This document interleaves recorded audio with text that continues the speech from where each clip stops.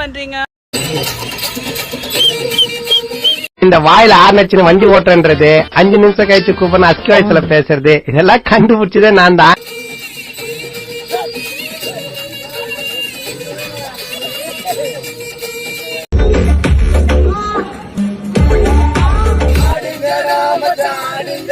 அவர் வந்ததுக்கு அப்புறம் தான் கதையில் ஒரு கசமுசல்லாம் ஏற்பட்டு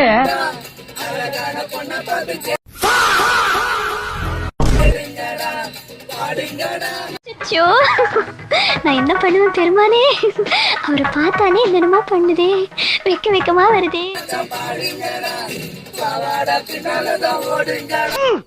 கர்ம கர்மா என்ன இப்படி நாருது.